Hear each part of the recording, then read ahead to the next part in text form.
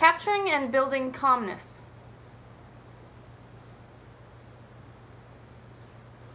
Some dogs need help to learn how to relax. Calmness does not come naturally to some breeds. By reinforcing your dog for being calm, your dog will start to choose calmer behaviors in the future and actually enjoy being calm. To capture and reinforce calmness, you simply have to surprise your dog with a treat while they're laying calmly and not thinking about the food. Here you can see with Splash, I'm going to pet her a little bit so she doesn't think that I'm just coming over to give her a treat. You don't want to click in this exercise because after you've clicked, you're feeding the dog while they're excited and thinking about the food rather than feeding them for being calm. The first time that you do this exercise, your dog is going to get very excited after they get the treat. So you want to show them that you have no more treats and then try the exercise again when they're least expecting it. Here you can see Tug laid down next to me, but he's still thinking about the food, so he gets no treat. I will go back inside and try again later. Teaching default calm behaviors. Teaching a dog default calm behaviors is very beneficial as it teaches a dog how to make the right choices without guidance from the handler. You can teach your dog to lay down calmly when you are ignoring him on leash, when you are busy on the computer, in between training sessions when you're holding treats, when you're working with another dog, or when you're cooking or eating dinner. Teaching a default settle. Okay, I want to teach you how to teach your dog how to lay down at your feet as a default whenever you sit down and they're on leash or you're standing ignoring them. So all you need is a dog, a leash, some treats that they find reinforcing. If they don't like them, if they're not working for the food, then they're not reinforcing. So something they really like that's really tasty. Come here, bud. So find a chair, get a leash, sit down, ignore your dog. Have the leash short enough that they can't reach anything exciting. And when they choose to lay down, which Splash has already done this exercise before, so she might be a little faster than other dogs. When they choose to lay down on their own, treats rain from the sky between their paws. You don't really want to give your dog any attention. The treats just appear between those paws. If they pop up after the treats have gone down, then just ignore them, wait for them to lay back down again. You don't see the dog, what dog? And then when they're down again, treats rain from the sky. And if they stay down like that, they get more treats. And then gradually, the treat rate, where however many times you're dropping the treats, gets longer and longer. So they have to be laying there, calmly settled for longer and longer periods of time.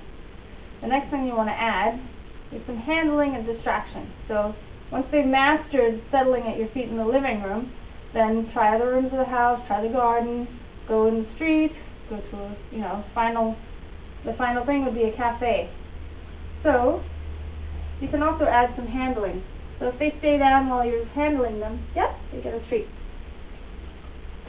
Some handling, maybe tail pulling, maybe a little kid. This is preparing for the little kid that comes up at the restaurant and kind of comes to poke your dog in the face. And they get reinforced for staying there. So I'm not telling her to stay there. She likes to stay there. She's been reinforced for it, so it's a behavior that she chooses on her own.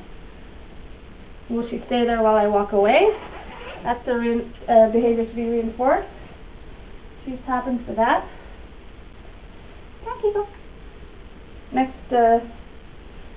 Next distraction for a Splash, Kiko, come here, is having a dog work for treats in front of her. So because she already knows this behavior, I'm going to do some tricks with Kiko. If she chooses to get out, I'm not going to punish her. I'm just going to ignore her and only reinforce her when she lays down again. Kiko, come here. Mommy, come. Yeah. Sit. Kiko, wait. Kiko, bye. Kiko, bite your tail. Yes. So at first, if you're going to work with another dog and have one of the dogs settled, I would give a treat for every time the other dog gets a treat at first. So they learn, I'm getting just as many treats just laying here as that dog is doing their behaviors. And how wonderful of an owner is that to do that for me. Okay, all done. So have a cue to me and get up. So all done or okay. If they don't get up, pat your legs, encourage them out, and give them a treat for coming with you. Now practice at the park. Yeah. Oh, yeah. Yeah, good job. This is some footage of my rescue puppy Tug after I just got him. We've practiced the settle a couple of times at home, but he's very aroused by food, and being in a new environment, all he can focus on is how he can get that food. If I were to feed him while he was staring at the food, I would be building arousal and excitement. So instead, I'm choosing to feed him when he looks away or his interest is diverted from the food. This is where a lot of mistakes can happen. Trainers can feed their dogs for a nice down, but they're also building in this high arousal if the dog is focused on the food. So when the dog doesn't get his food that he's expecting, he gets frustrated and gets up. With the technique of feeding the dog for not thinking about the food, you're actually conditioning the dog to enjoy doing the behavior on his own, rather than doing it as a trick. Make sure your dog also doesn't just learn to look away to get their treat, as Splash is doing in this video. She puts her head down and keeps it very still, and then lifts it up to say, "Hey, where's my treat?" If in doubt that your dog is actually still thinking about the food, don't give a treat.